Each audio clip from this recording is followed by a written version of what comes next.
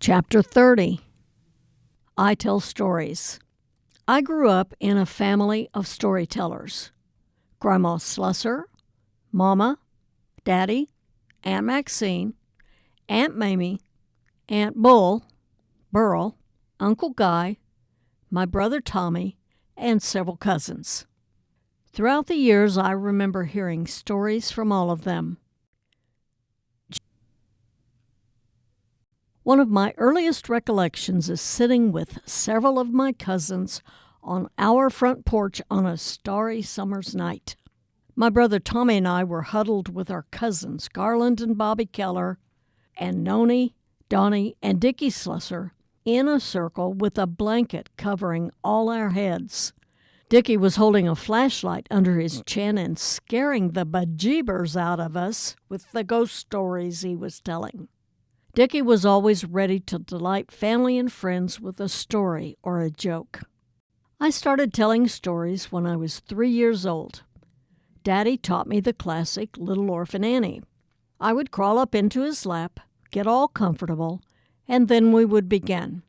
He would say a line and I'd repeat it. He would say the next line and I would repeat that. On and on, over and over we would go until eventually I knew the entire poem. Daddy said I took to storytelling like a duck to water. I guess that must be true because I've been writing and reciting stories ever since. I believe that storytelling is an excellent form of communication. Little Orphan Annie by James Whitcomb Riley, 1885.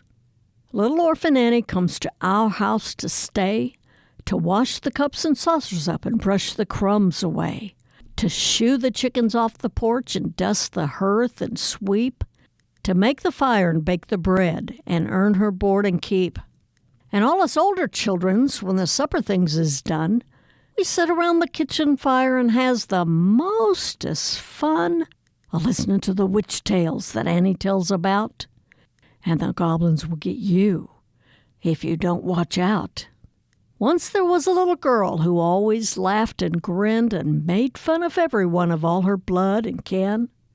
And once, when they was company and old folks was there, she mocked them and she shocked them, said she didn't care.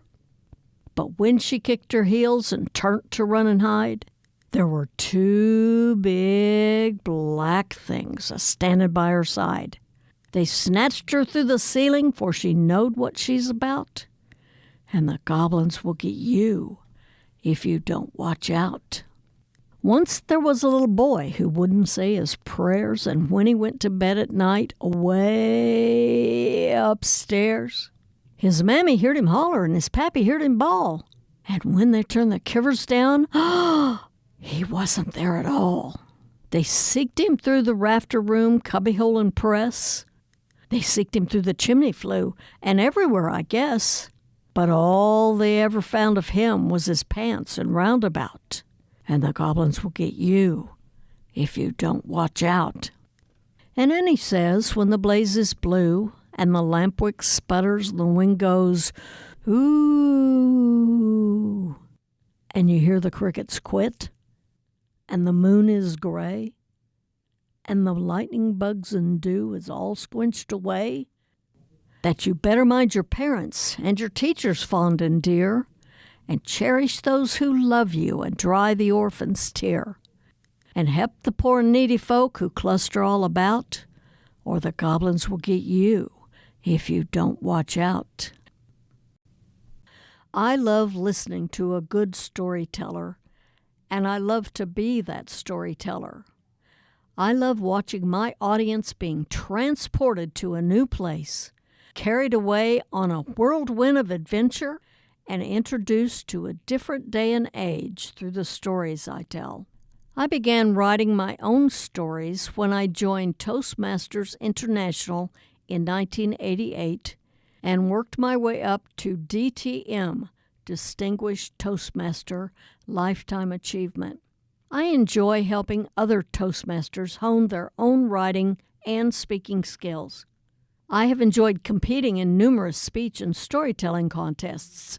I have won several awards through the years, including the top award for Best Speaker, State of Kansas, 3 years in a row.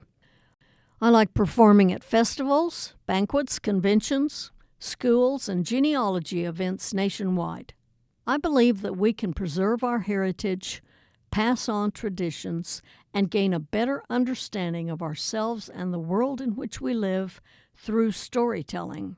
I do genealogical research and use storytelling liberally throughout my presentations of family histories.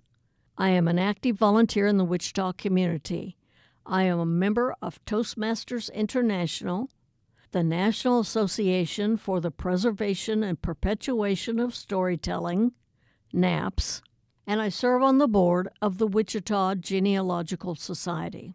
I've been telling stories since the age of 3, and I'm happy to have published the books of my father, Max, brother Tommy, and sister Lonetta Slusser Knutson. All of our books are published through Amazon and Kindle. www.amazon.com/author/Donnis Crane.